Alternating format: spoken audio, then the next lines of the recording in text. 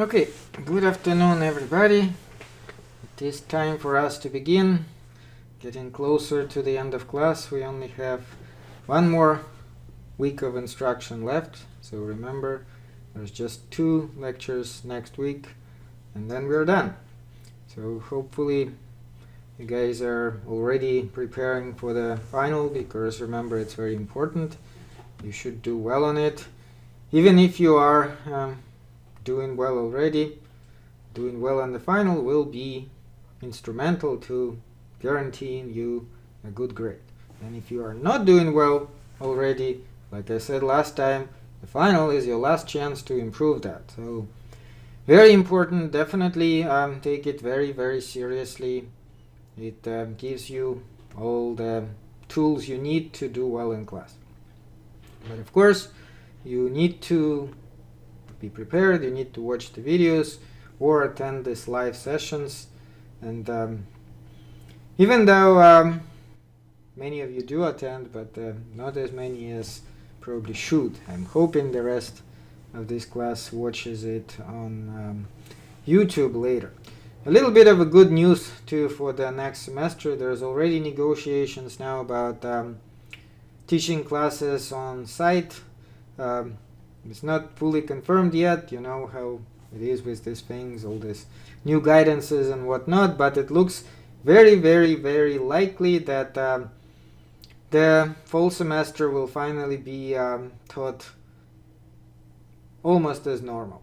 On site, in classrooms, we'll probably wear masks, but other than that, it shouldn't be different from the way it was taught before.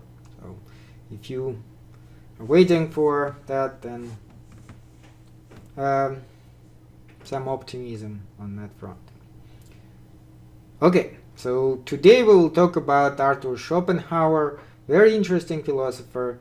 Lots of people consider him their favorite philosopher. But even if you don't, you will see how he definitely has a very unique point of view, especially his connection to art, his connection to psychology, several other areas. This is all very interesting.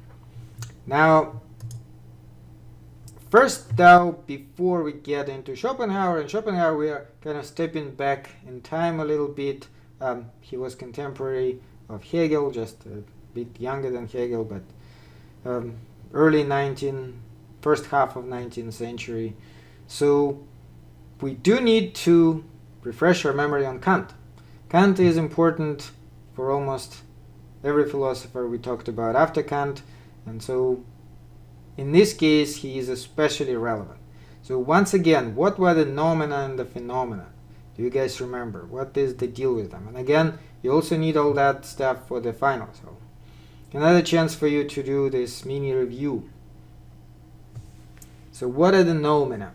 How are they different from phenomena? Or alternatively, what are the phenomena?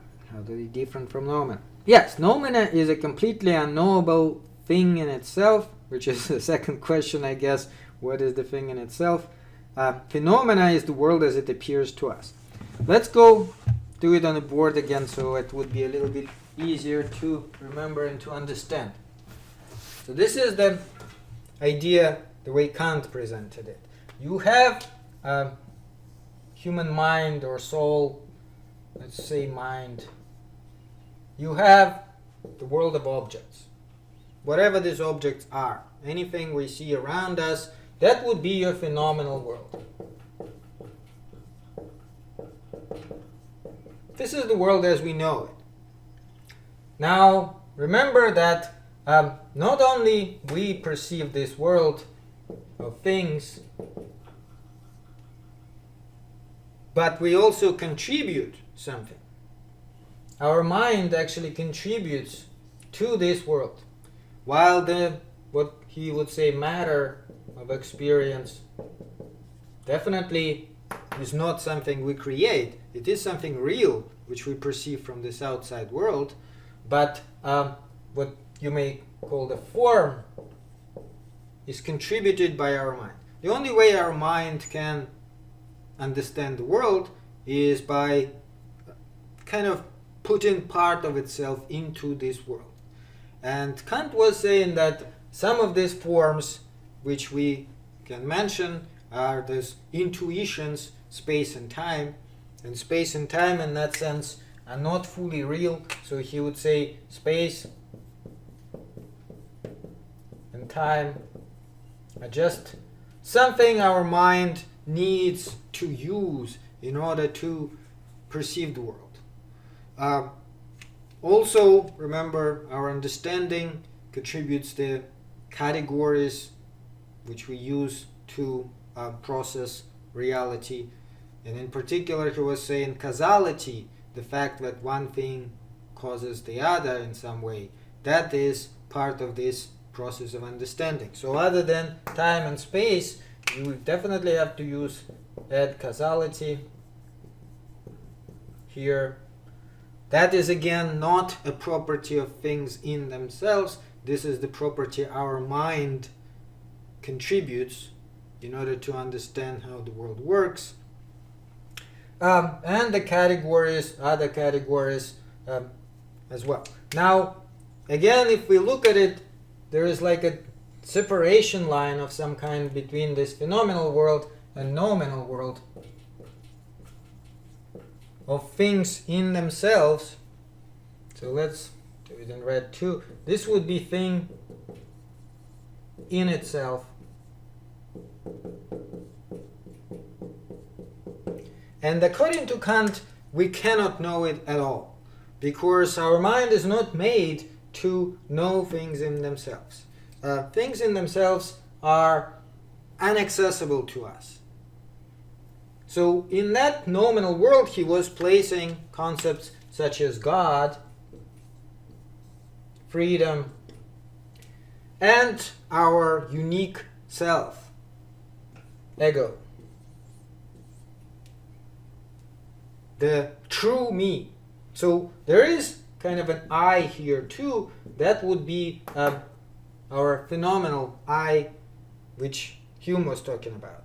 All the process of whatever sensual feed we kind of feel interacts, puts in, ties up into this one place. And remember Descartes, when he was saying, I think, therefore I am. Well, the thinking is a time-related process. So that would be this empirical I, which he was talking about.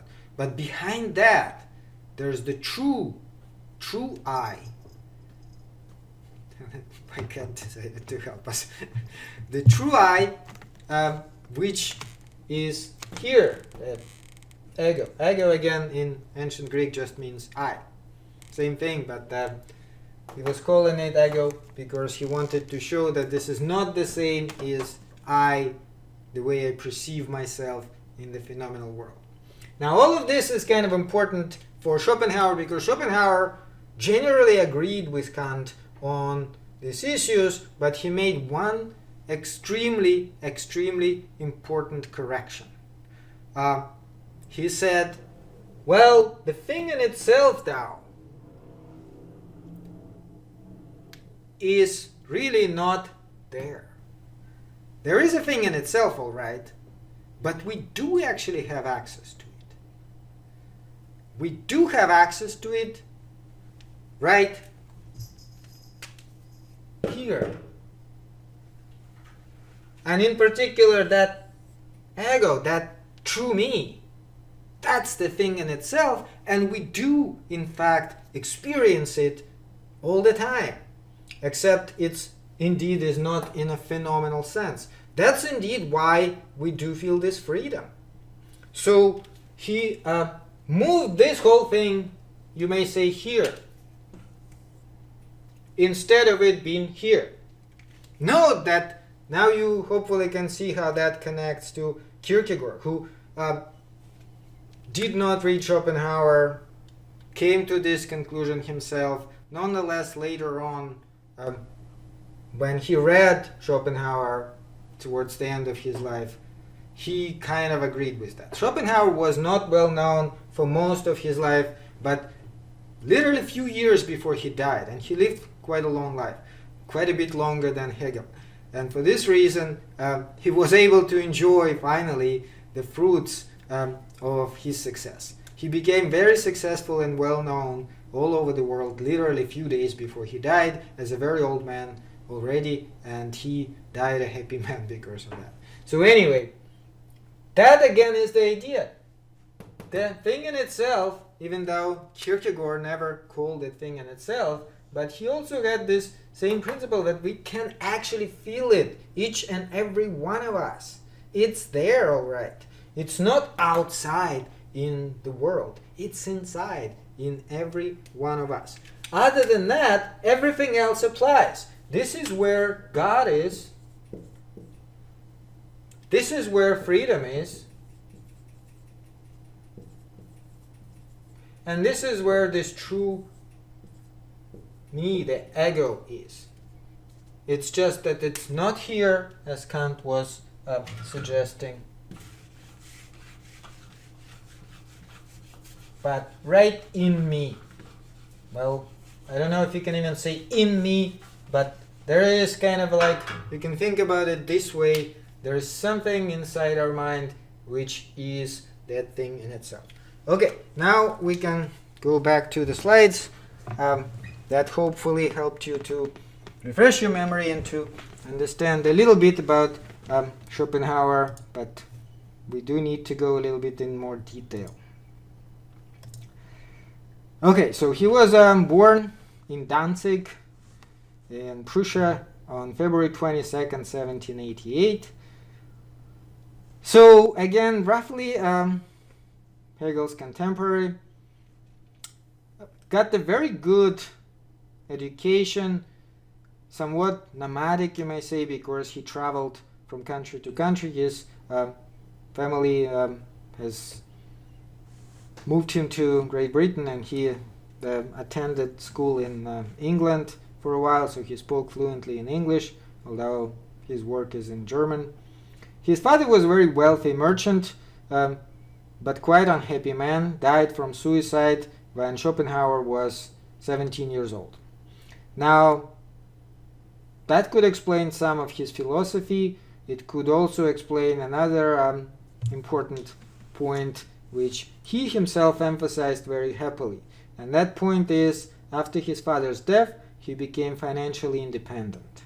So one of the criticisms Schopenhauer was throwing at Hegel and many other philosophers was they did have to teach to survive for living, and therefore they were kind of bound by what they can say in order to avoid losing their job, right? So he was saying they are dancing bears in a sense. They are doing what they are doing not because they truly believe it, but because it's marketable product.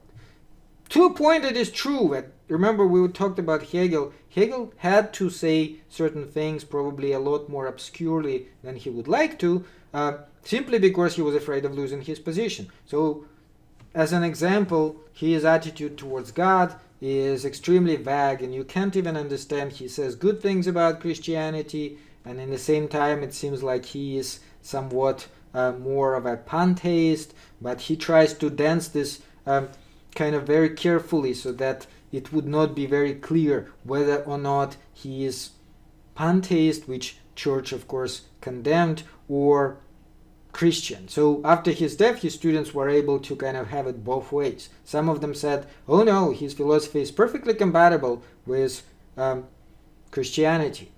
And others said, no, you don't understand Hegel then, because actually it's very revolutionary and even atheist in a sense. So note that that was possible because Hegel himself was vague. But why he was so vague? Because, well, for one thing, he probably wanted to be vague, but he also was afraid of losing his position. Many other prominent professors lost their positions. Remember what happened to Marx, who, after Hegel started preaching revolution and preaching this kind of very atheist philosophy, well, he had to leave Germany altogether. He was poor for the rest of his life, and he died in complete obscurity. Now that kind of tells you what you would have to encounter if you try to say what you think rather than say what is acceptable by the, say, academic faculty. Now, Schopenhauer had no such problem. After his father's death, he was extremely rich. He could do whatever he wanted, including nothing at all. So, for this reason, he himself emphasized that what he was saying, he truly believed in. He did not try to make any kind of ambiguity, vagueness about his philosophy. He was just delivering it truly and clearly the way he truly believed it. Before his father died, he was kind of pressured into becoming a merchant, just like his father, because this is where the money is and so on. And obviously, parents always want their children to follow in their footsteps. But he resisted it. He wanted to do classical studies. He was not interested in making money and all this stuff. Now, after his father's death, he had to wait a few years before he got into possession of all this money, but nonetheless, even before that, he switched to classical studies. He studied ancient Greek, he read some of the ancient philosophy, read Kant, and so that became kind of more of a part of his life. Then he actually did try to enter academia himself. He offered lectures at the University of Berlin. After getting his PhD, and that's an interesting story in itself. What happened is at the same time Hegel was teaching at the university in Berlin, Hegel was already a very, very prominent philosopher. It's sometime before his death, I think it was 1820 when Schopenhauer filed a proposal for his lectures, and he was allowed to do that. In fact, Hegel himself did not object, even though Schopenhauer was making it very clear that he disagrees with Hegel and doesn't like Hegel. But Hegel said, let him teach. If he wants to teach, I have no problem. Again, Hegel was part of permanent faculty at the University of Berlin. He was already established as a professor. Schopenhauer was young. He just gotten his PhD, so he decided to do that not so much for money again, but just for the in order to communicate his ideas to young people. But he was also a very stubborn person, and he decided to do one stupid thing. He decided to schedule his lectures at exactly the same time as Hegel. That was actually really not, it's not prohibited, but it's really not welcome in the academia at the time. Why? Because, there's only limited number of students, so professors actually try to accommodate each other by scheduling their lectures at different times.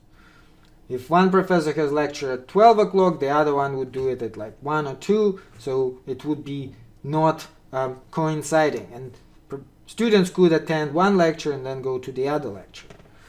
But Schopenhauer, being the person he was, and also probably because he didn't care about money, decided to schedule his lectures at exact time as Hegel, kind of stick it to him. So he did. And guess what happened? Nobody came. He was giving lectures to like literally 1 or 2 students, because Hegel, like I said, was enormously popular. He was loved by students, and Schopenhauer was completely unknown at the time, so students just ignored him. And since he had his lectures at the same time as Hegel, they went to listen to Hegel. Schopenhauer was very mad at that, said that he will never ever teach again, and again, mind you, he actually could afford it, so he left academia altogether. He never tried to teach in his life anymore. He never tried to obtain any position in any academic environment, but he still continued to work on his philosophy. And like I said, for most of his life he was not recognized Shortly before he died September 21st, 1860, which is when he was 72 years old, quite old for 19th century. Literally about 6-7 years before that, his work suddenly picked up. Prior to that, almost no one read it. The first edition of The World and Will as Representation was published by, I think, 200 or 300 copies, and not even all of them were sold out. Long time it took to gain any recognition, but shortly before his death, his philosophy became popular. He, like I said, was recognized by Kierkegaard, who wrote in his diary that this is one of the few philosophers who actually he agrees with. And then it had huge effect on Nietzsche, who we'll talk about next week, which is one of the big reasons why to understand Nietzsche you need to understand a little bit about Schopenhauer.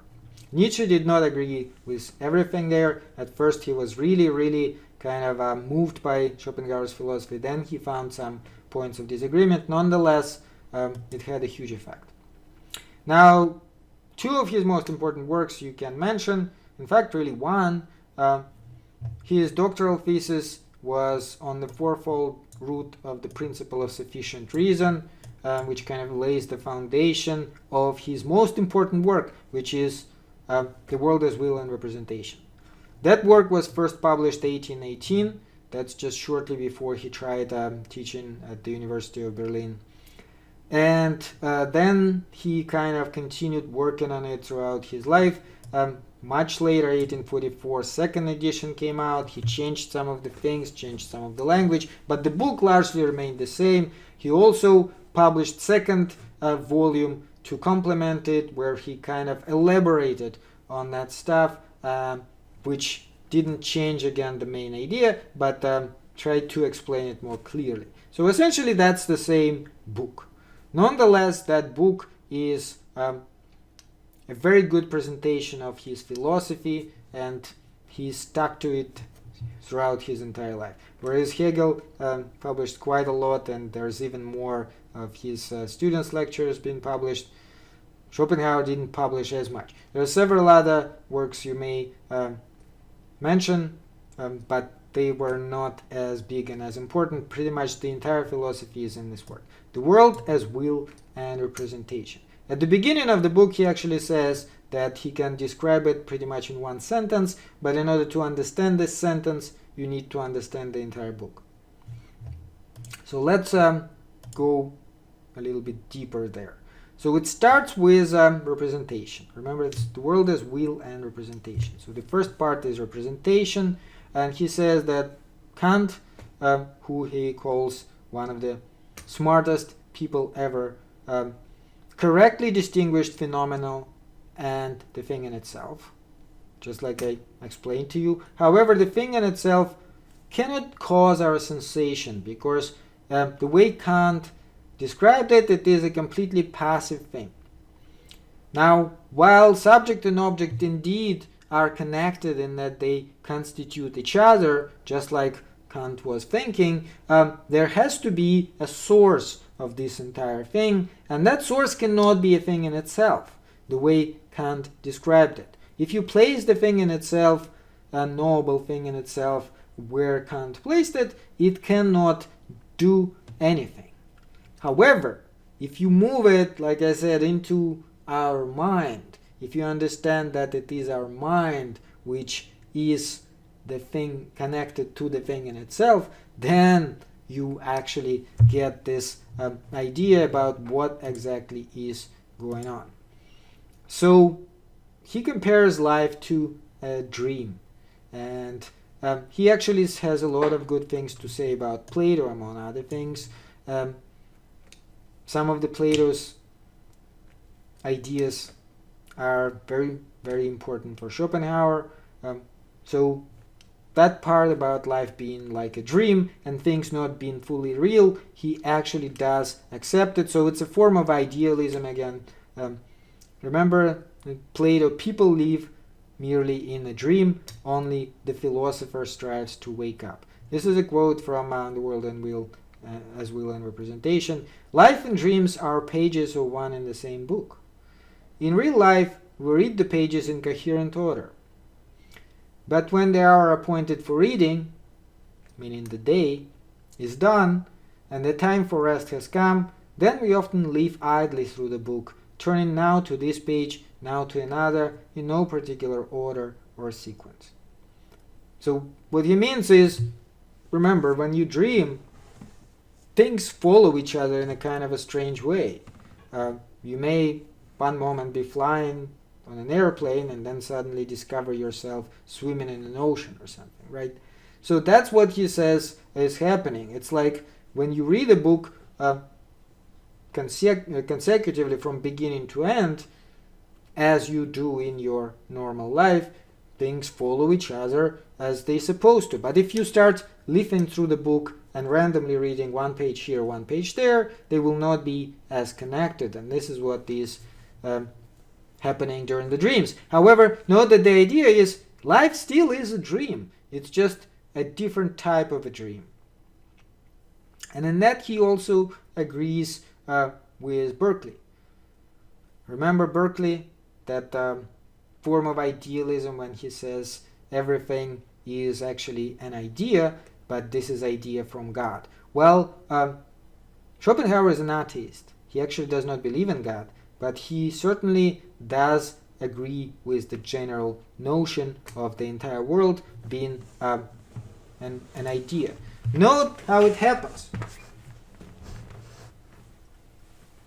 If you understand what we were doing here, if you understand that the thing in itself is inside of us, then you will understand why the world is actually kind of like the idea we have. Because it stems from here. The whole thing stems from here.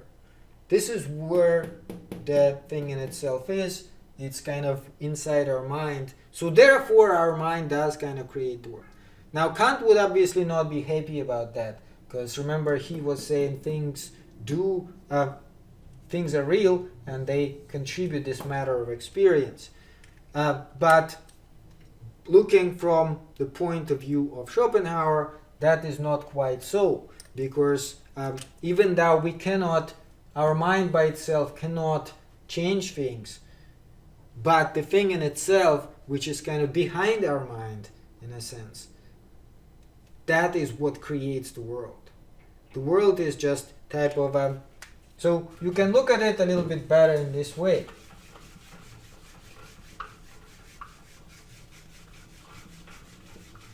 Now we have to change the picture a little from the Kantian to, we may say, Schopenhauerian. And then you can look at it kind of like this. Now this would be the phenomenal world.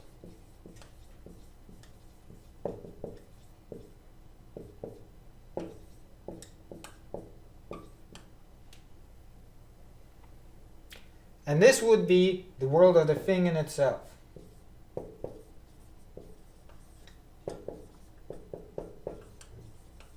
It really is the same thing. It's just like a reflection. If you place a mirror here, that side will be a reflection of this side. What's here? What do you think is here? What do you guys think? Any idea? If you looked at the previous drawing, then that should not be too difficult.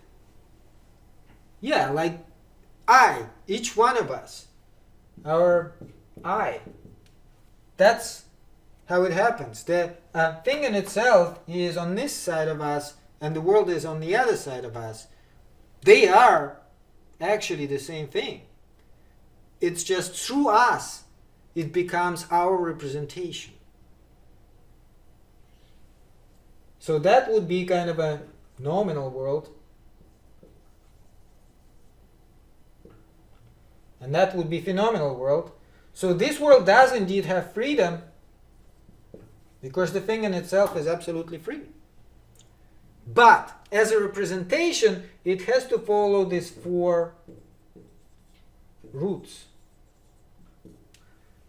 We We'll talk about them in a second. Nonetheless, in order to be represented, it has to follow certain rules indeed. Otherwise, it could not have been represented. So the principle of sufficient reason, earlier philosophers were talking about that. It's that everything which happens in the phenomenal world should have a reason, right? For example, if I drop this this marker, there should be a reason why it falls down. That would be gravity, that would be me letting it go, letting gravity take its hold and so on, but there should be a reason. It cannot drop for no reason whatsoever. So everything in the phenomenal world does indeed have a reason. And this is where these four forms of the principle of sufficient reason, or four roots, come into play. One of them, he's saying, is the ground of being. That is space and time. So everything which is represented, the world around us, should be in space and time. This is absolutely necessary, otherwise it cannot be. Second one, it is the law of causality. This is what he calls ground of becoming. So things are causally connected, everything. So everything in phenomenal world, whatever you see, will always have a reason, will have a cause. Note that in that sense it's definitely similar to what Kant was saying. So this is part of, again, our mind structure necessary to see this representation of the world, to feel it. Now there's also a ground of knowing. That is what he says is logical connections, logical necessities. They are not really part of that because, well, if you study logic, you will see that these logical rules, the law of contradiction and so on, they're not really in space and time, right? But nonetheless, they are necessary in order for you to be able to understand things and reason clearly. However, again, that is one of these principles which necessary in order for a world to be represented. And finally, each one of us also follows the law, the ground of acting. And this is everything should have a motive.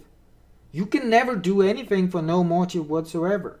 Think about it. Whatever you do in life, even if you say yourself, I'll do it for no reason whatsoever. Like I'll jump off the balcony. I have no reason to jump off the balcony. I'll jump. But that is going to be the reason. You're jumping from the balcony because you want to show that you can do something for no reason. That's the reason, right? So literally nothing you can do could happen for no motive, unless of course you are so drugged up that you don't understand what's going on and your body is just moving by itself. Well, in that case, it's not really you who's doing it. It's just, I don't know, some sort of process going on apart from your mind. So this is, he's saying, what rules the left side, the side of representation. Anything represented follows these rules. However, the right side is not like that. The right side does not have to follow any of this. So, again, going back here,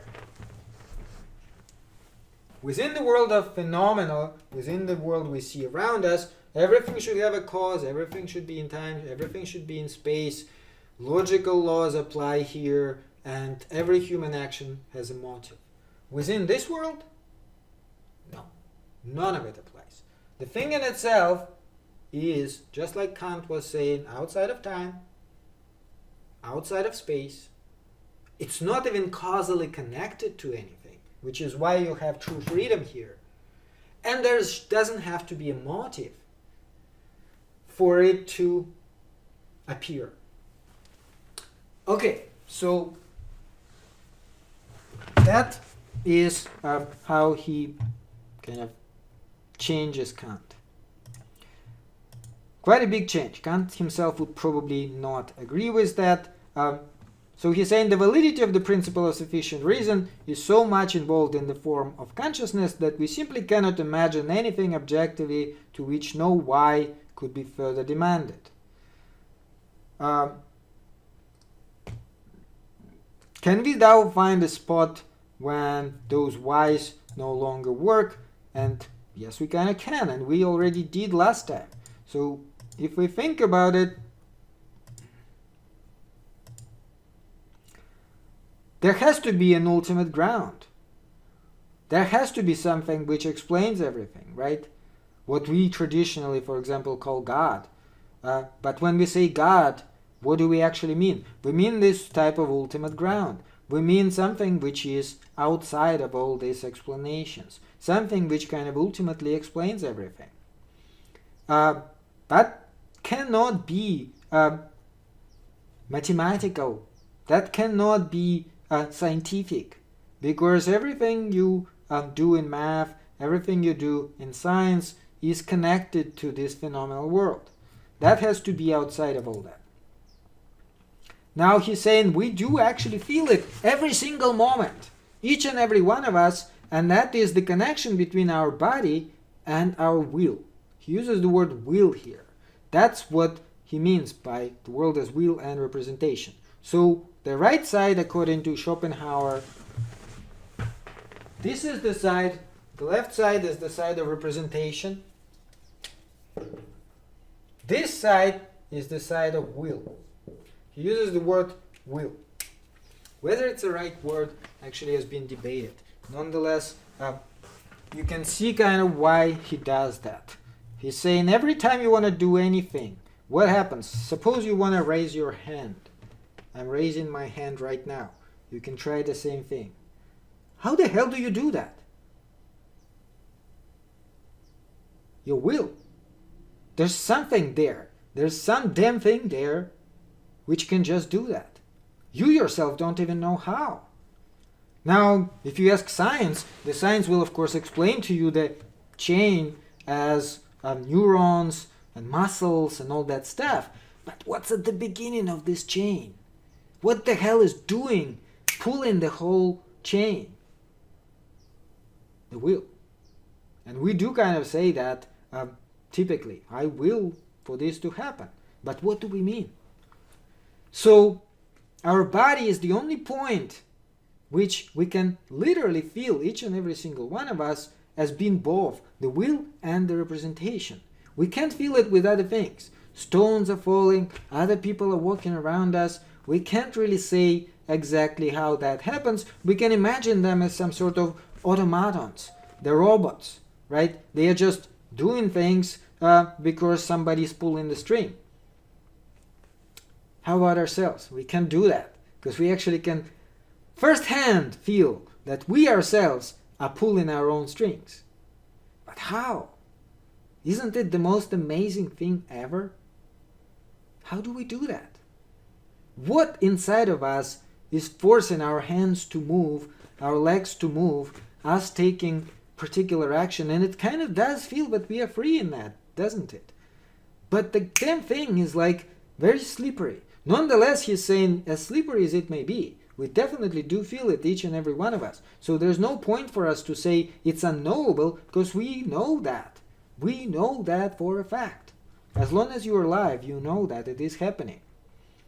So this fact gives us some sort of insight from behind the curtain, how these things are happening. And he's saying the entire world is like that, except we can't really access it in a similar way, including inanimate things. The volcano eruption. What is going on there? Similar type of thing as inside of us, inside of you and me when we raise our hand. Something is causing it to erupt. Something is causing for meteor to move. That's the same thing. The will. The will is in everything. So, like, for example, to understand again what is this ultimate ground and how does that work, if you start asking questions about phenomenal world, it is fairly simple. Like, for example, why did you decide to take this course? Why did you decide to take this course? I'm kind of curious, regardless of Schopenhauer. What do you guys answer? Let's see. I'm sure you can answer this question. There's nothing hard about that. Okay, requirement. Which degree is that? Nursing. Okay, any psychologists here? I know psychology requires it. It's probably very useful for psychologists because it obviously has a close connection. Yeah, Jasmine. Yeah, psychologists. I know when we are in classroom and I ask students to like say it there, I know there's quite a few psychologists usually, future psychologists. Yeah, sometimes students say I just wanted to take this class because I like philosophy, but that doesn't happen very often.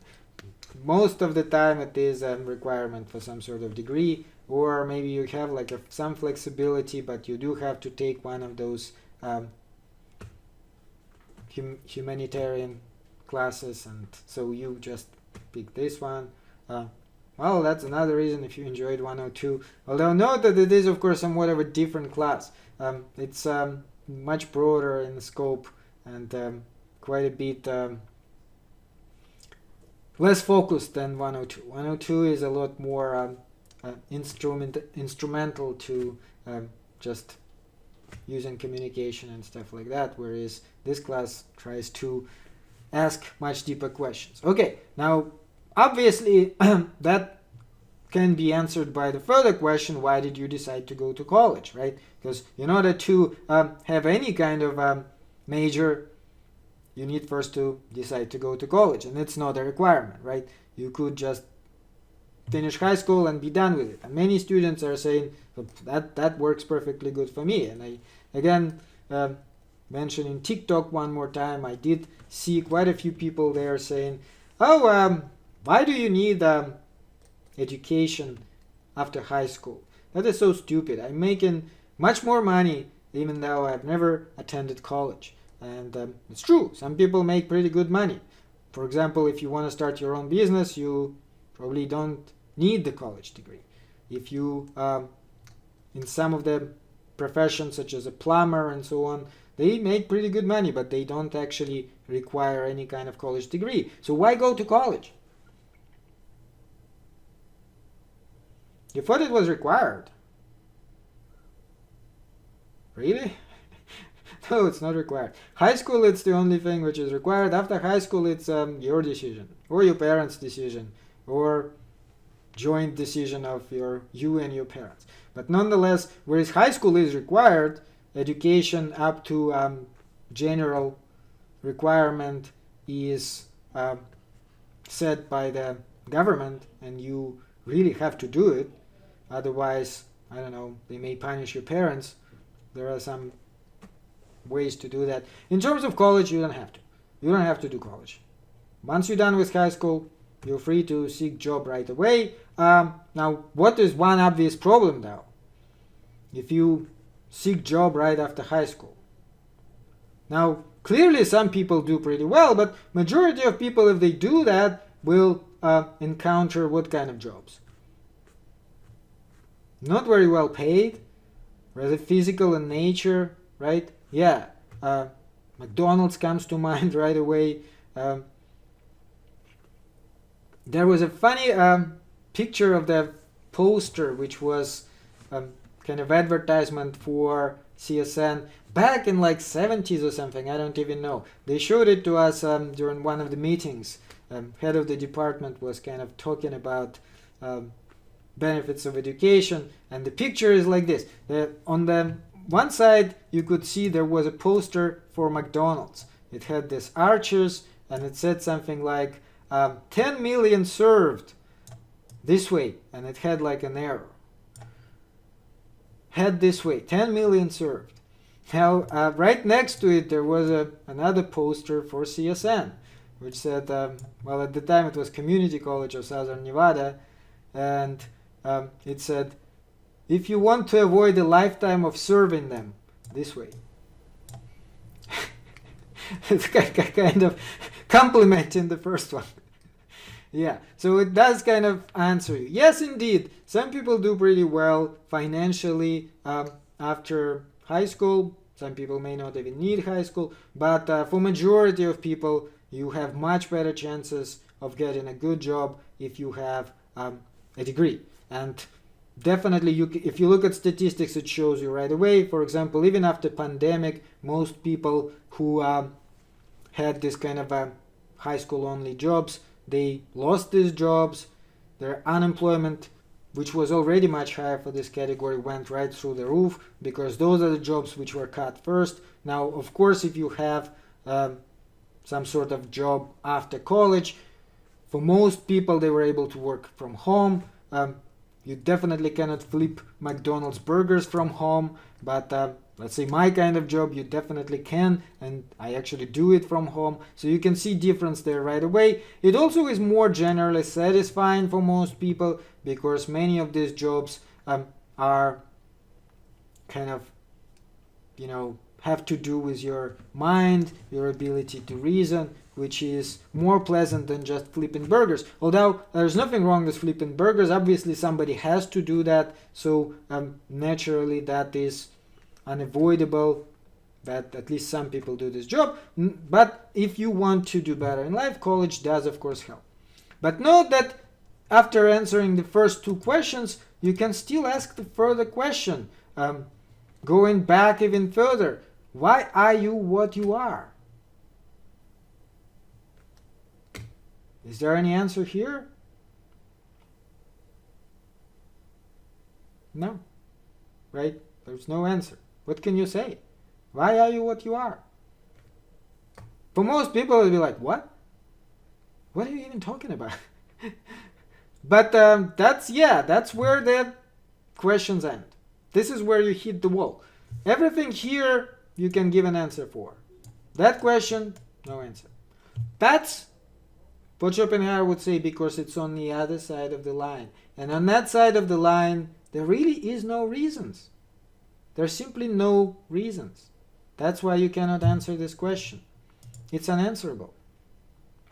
So once again about the will. What exactly does he mean by the will? We can feel it in our body every single moment. This is what essentially moves our body. Our body kind of is the object which has these two very clear sides for us.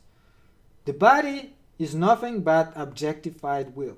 The will that has become representation. Willing and acting in your body is one and the same thing. There's no causal connection. You can't see what causes you to raise your hand. You just raise it, right? What causes? Well, I cause. What is you? Again, I don't know. I don't know what the hell I am. There's something there, and that something raises my hand. And then that something decides to go to college. That is what I call me. That's, again, would be that entity which Kant called ego, and which Schopenhauer calls the will, and that is the thing in itself. The will, is the innermost, the kernel of every individual thing, and likewise of the whole. So the will can be objectified in pretty much anything we see around us in the world. What is the will? According to Schopenhauer, and again note, he is an atheist, he does not believe in God, he is saying it is some sort of blind, unconscious force. It is there, all right, it is real, all right, but nonetheless he does not associate it with God. It's not God. Why it's not God? Because he's saying that just look at it. Look at the damn thing. Is that the kindest thing ever? Is that the goodest thing? Where do you see goodness in this world? There's really no goodness.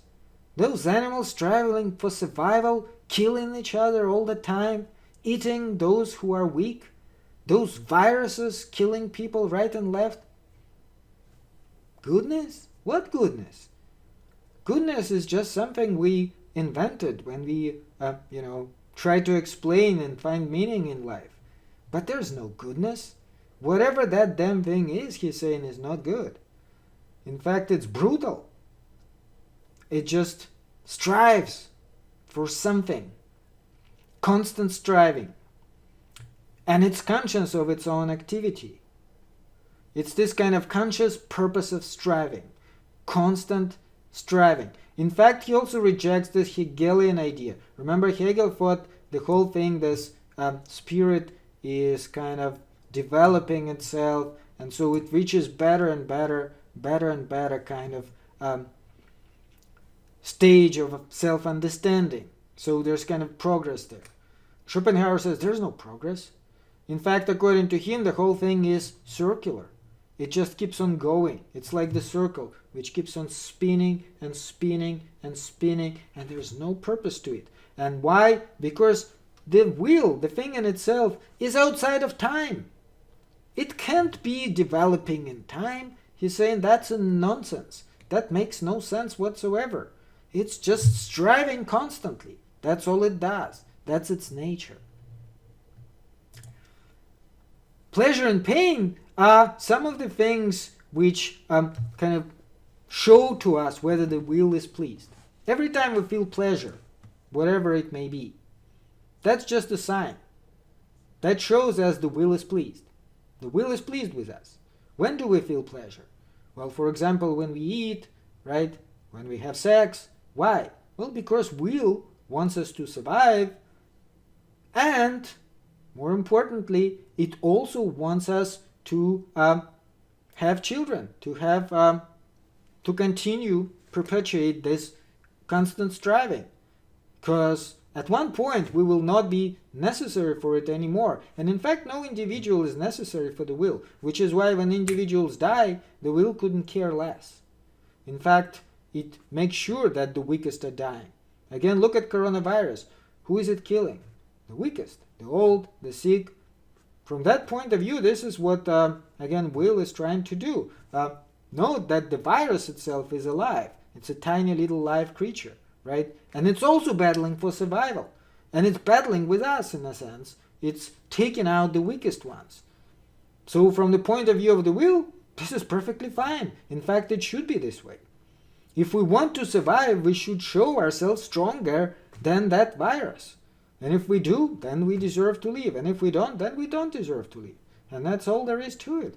It's not good or bad. That's just what it does.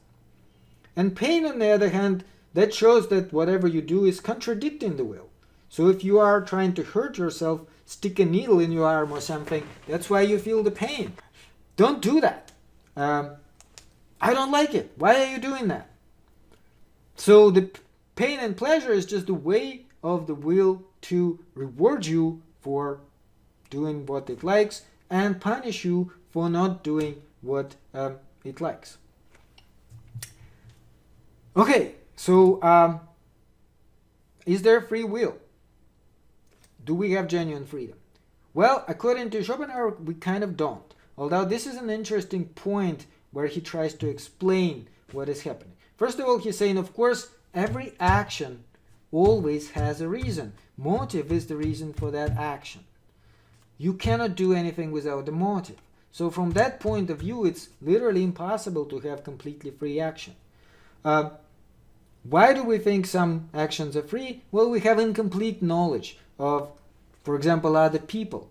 That's why we would say, well, why did this person do this when in fact it seemed perfectly logical for him or for her to do something else? Well, we just don't know all the reasons there. Perhaps they had a reason. If we actually talk to them and find out, we will find out that they did in fact have some sort of a reason there. It's just, to us it seems not good enough, but to them that seems perfectly good. Note though that you can turn it towards yourself too. And sometimes you do things which you don't understand. And you can ask yourself, why exactly did I do that? And you don't even know. Did you guys ever experience that? Yeah. Like, you do something and then you question yourself, why did I do that? Now, what Schopenhauer would say, there's definitely reasons for that. And one of the most important things for us to do whatever it is what we think we want to do is our moral character. And we all do have this moral character. It's kind of inborn. This is what we're born with. But we don't know what it is. It takes lifetime to learn it. And that's why with years you kind of learn yourself and you understand yourself better, and that's why you become wiser in this sense. Not because you can change yourself, you cannot change yourself, but because you understand yourself better. And that kind of helps you to work around that. So that's also why some people, when they do certain things, when they ask themselves, why can't I do that? It just seems so easy. Other people doing it all the time, and then they try to do that, and it doesn't work. Again, bringing my own experience when I was young, I remember sometimes you like a girl, right? And you just wonder, why can't I just walk to her and tell her that I like her? And you just can't. And then sometimes you tell yourself, just do it anyway. I'm sure you can do it. And then you do it, and then what happens? If anybody tried that, to do something like this despite your character.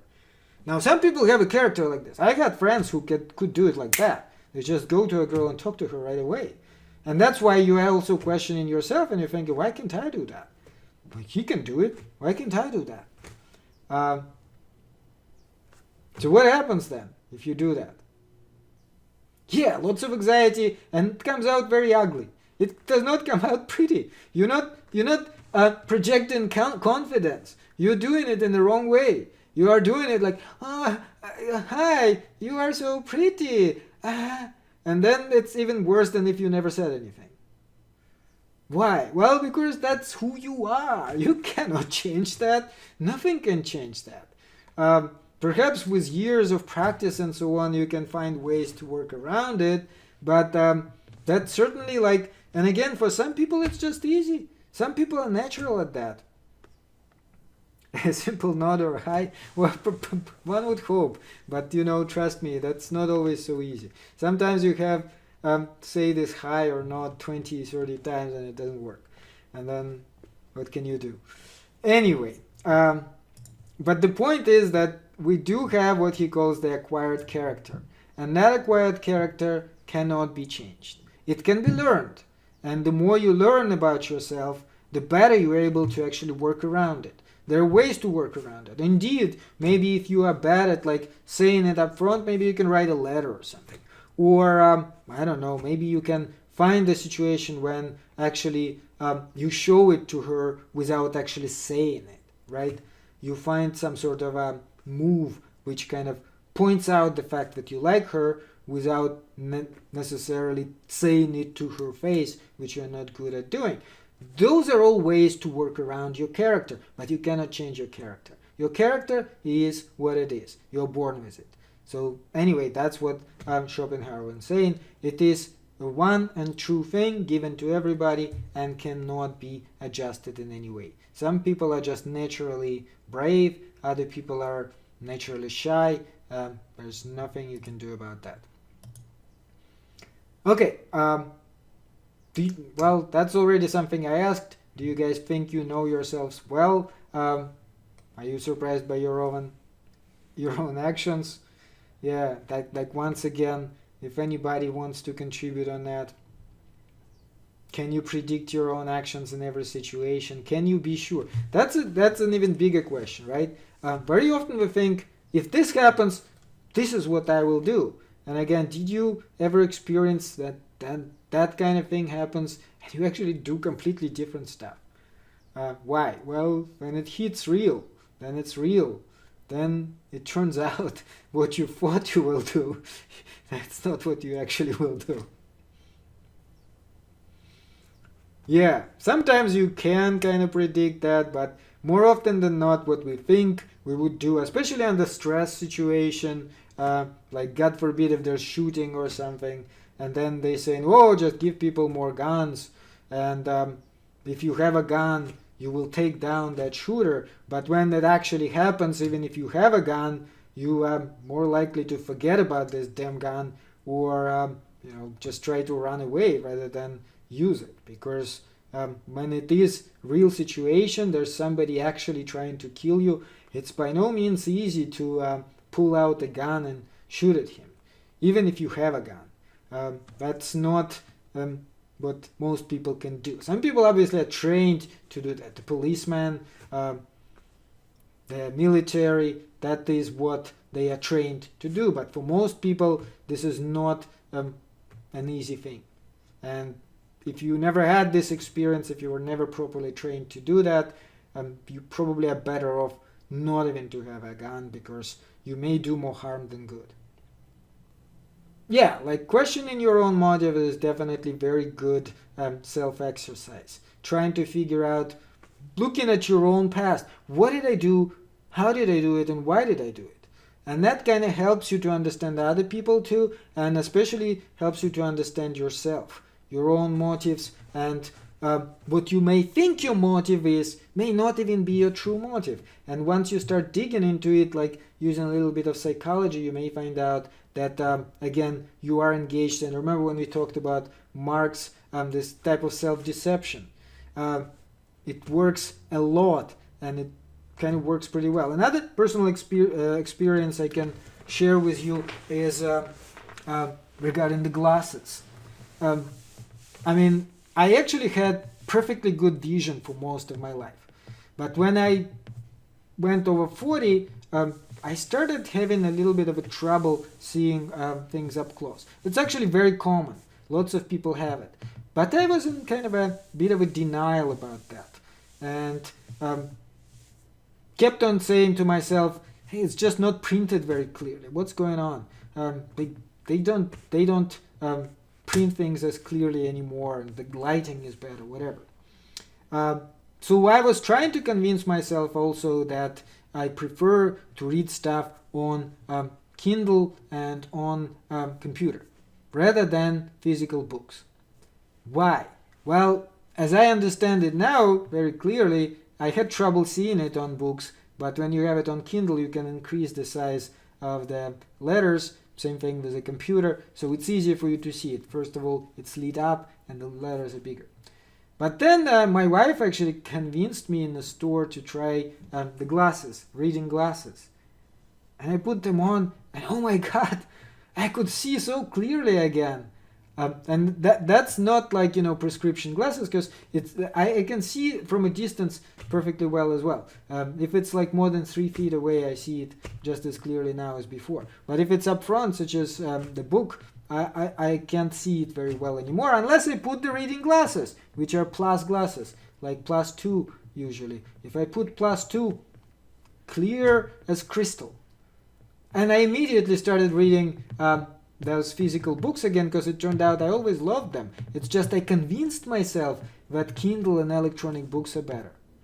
How did I convince myself? Well, because, the circumstances made it difficult for me to read them. So that is kind of self-justification, which we often engaged in. When we can no longer do something, if there is some sort of physical disability or something, we start convincing ourselves that it's even better this way, that there's no problem whatsoever. And we may think that the real reason is not even in our physical disability. It is because they printed not clearly enough or whatever else. So that is one of those things which happens with society as a whole and with individuals. Anyway, so objectification of the will. The entire world, everything we see, according to Schopenhauer again, is objectification of the will. So remember, the world is the will. It's just the will objectified. But it's objectified in a slightly different way. So another way to look at it would be something like this. You can look at it as type of a pyramid, I guess, right? Objectifications of the will in the world are different to a different degree in different things. If you look at it as a pyramid,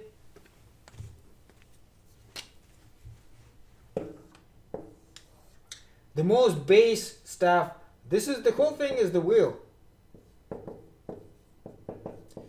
But the way it's objectified in inanimate objects, such as rocks, right? Sand, all that, is the most base one. Then it's better objectified in organic stuff, such as plants, right? Whatever is growing. Then there's even higher degree of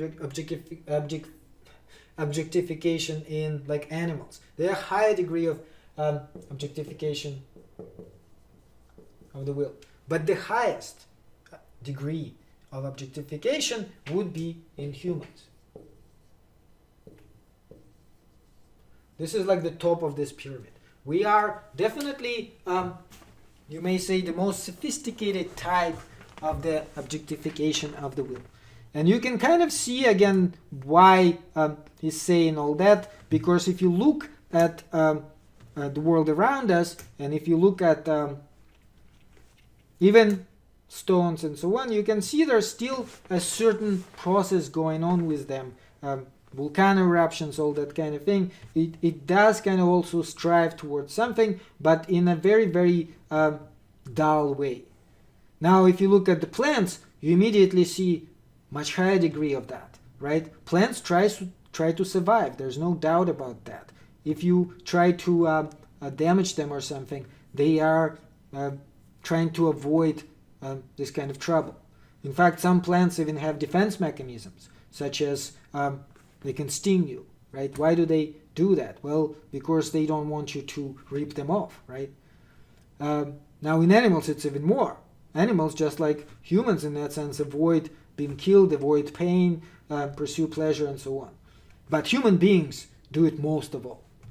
And that's why he kind of builds this pyramid, starting from the natural forces. He's saying forces such as gravity, what is it? It's the will, but at the most base level.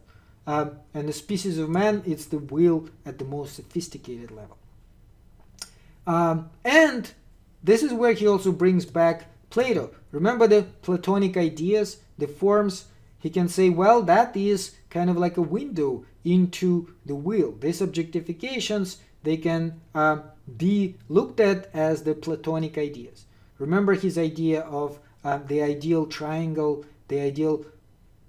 Schopenhauer would say, for example, the ideal human being, the ideal animal, the ideal cat, whatever you look at. That would be like the prototype of the will, and every individual animal made after that ideal is individual representation of that idea. So the ideas to him are like this intermediate point between the will and reality. And this is where it brings us to art. That's one of the reasons he uses that. He's saying, what is going on in aesthetic experience? Aesthetic experience is the way we understand it, art, right? Art, when we enjoy art, something is happening. But what is happening there? This is how Schopenhauer explains it based on his philosophy. Aesthetic experience provides the soul respite from the penal servitude of the will. So in other words, we enjoy art because in art, for the first time, we are detached from this constant striving. We looking at it and we don't feel like scared. We don't feel any urge to, have sex or whatever else. We just enjoy it for itself. It involves direct knowledge of Platonic ideas. So you kind of connect yourself to this idea. The beautiful painting of, let's say a certain historical figure or whatever has this idea behind it. This idea is what the artist has tried to represent for you. And when you look at it, you do not engage with it in the same way we engage with all the objects in the world. The way we engage with objects is we think of them as either useful for something, like the hammer. What is hammer good for? Well, you can drive nails in. Or say food. What is food good for? I can eat it and enjoy myself. What is a beautiful woman or a beautiful man good for? Well, I can have children with them, right? So the whole thing is connected to the will. But when you look at the work of art, it's not like that at all. In fact, you don't really want to do anything with it other than look at it and enjoy it. So you are completely detached. So this is his idea of aesthetic contemplation. He's saying it is the only time when you enter this kind of experience which is not spatio-temporal. It's not in time and it's not in space that you are enjoying that work of art. You become timeless and spaceless. You really kind of connect with this world of ideas. There's no pain there, but there's also no pleasure as such. Not physical pleasure anyway. This is pleasure of a different type. This aesthetical experience. And he's saying that it takes a genius to create it. It doesn't take a genius to enjoy it, but it takes a genius to create it. That's why we say those artists who are able to create those timeless works of art are genius.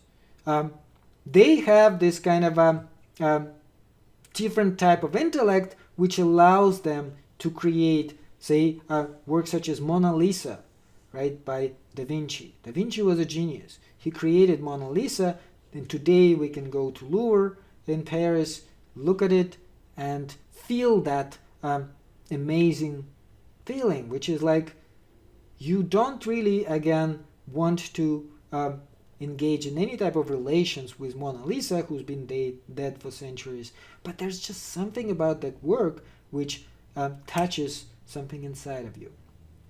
So the geniuses are the only people who can do that. They create those works of art, and through these works of art, they allow us to touch that same thing, which is this type of a pure pleasure.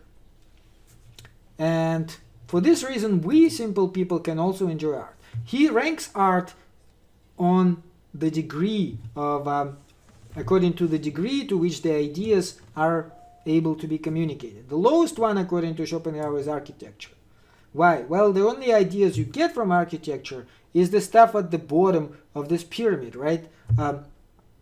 Gravity, some sort of force, power, but nonetheless, it's not very sophisticated. Now, landscape gardening and painting is the next one. Why?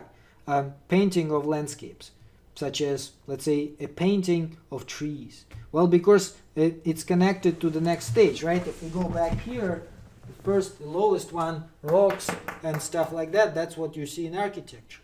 The next one, plants, you moved up. So if you see a painting of plants or just go into a garden which has these beautiful trees, you are already on a higher level here. Now, if you continue moving, animals are next. So, not surprisingly, according to his classification, animal painting and sculpture would be more sophisticated than landscape gardening and architecture. If you keep on moving, historical paintings and sculpture are even more sophisticated. Why? Because now you have human beings involved. History, something to do with the way people lived centuries ago and so on. Sculpture of people. Now, even more sophisticated is poetry. Why? Well, because unlike painting and sculpture, which are kind of frozen, right? Poetry is moving in a sense. When you read it, you kind of go through the whole process. And it communicates the feelings more directly to you than painting and sculpture. Even higher ranked tragedy, because unlike just poetry, it also involves very strong emotions. So he thought tragedy is the highest type of poetry. Okay, now there is one type of art he actually placed above all this. It's not even on the scale, so much he adored it. Can you guys guess what it is?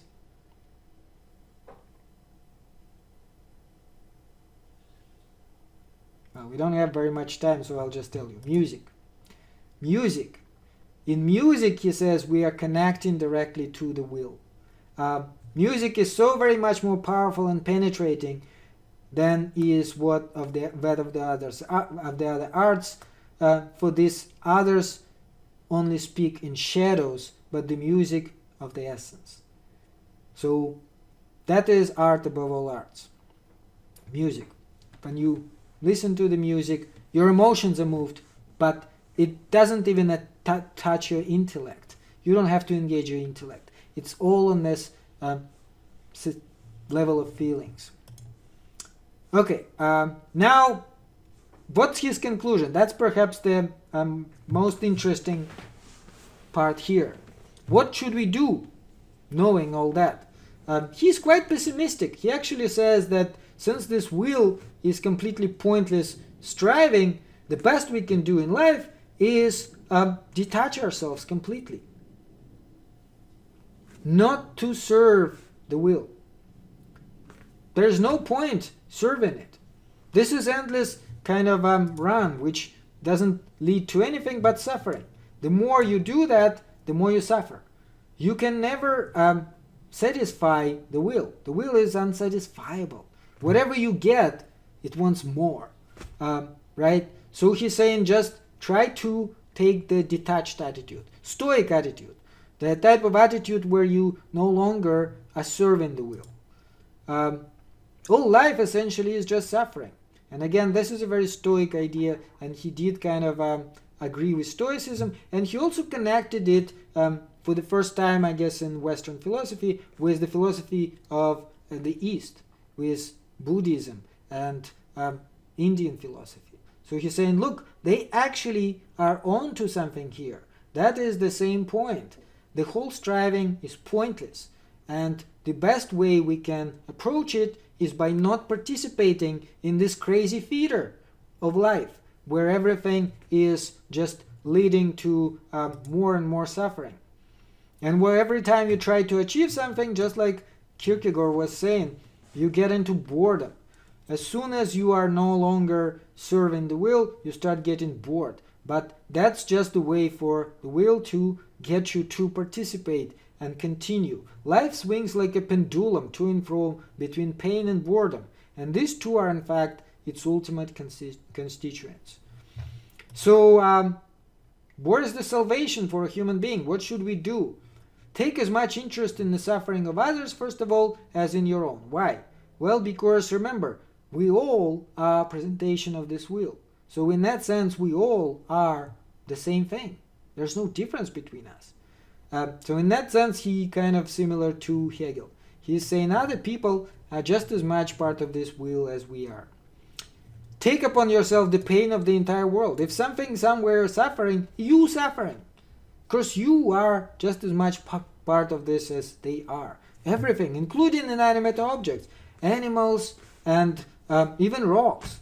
Even rocks, if they are being treated badly, in a sense, that's kind of injustice being done to them. And finally, renounce every desire and turn away from the will. Try to quiet down the will as much as possible. Do not follow these crazy desires. This is one of the things which actually Nietzsche will take a biggest issue with. So he basically just saying, take this laid-back attitude. You may even ask, why is he not then saying we should commit suicide? Because isn't suicide would be like the ultimate way to avoid all this pain and suffering? But Schopenhauer is saying, no, suicide is not a way to go. Why? Well, because you cannot kill the will. The will still perpetuate itself through other people. So you killing yourself, not going to hurt the will any. But what is more important is to stay alive and do not participate in the shenanigans of the will. Quiet it down. That way you actually are doing much more of a favor to the will itself, I guess, and you than if you killed yourself. So don't kill yourself, but try not to be engaged as much as possible. Okay, so he had quite a bit of influence. Dr. Freud in psychology, if you know anything about Dr. Freud, if you take psychology, we're not going to talk about him. Some of his ideas actually will pick up from Schopenhauer, who lived before Freud, and Freud was familiar with them. The fact that our knowledge itself is subordinate to our will, all these ideas of an ego, how it's actually driving us, suppressed desires, all that, Schopenhauer. Now, the fact that he was the first one openly disengaged from this religious point of view, openly atheistic That is quite important too. And finally, the connection between Eastern and Western philosophy, which we see probably for the first time in his philosophy. Okay, so with that we have to wrap up. Now for next week, chapter 15 on Nietzsche, that's what you need to read by Monday. And do not forget homework and quiz chapter 14 on pragmatism, which we talked about last time. This is what you guys need to do, and that's all we have for this week. Have a great weekend. Hope you enjoyed Schopenhauer. You will see how Nietzsche actually elaborates on that, and that will wrap up the class.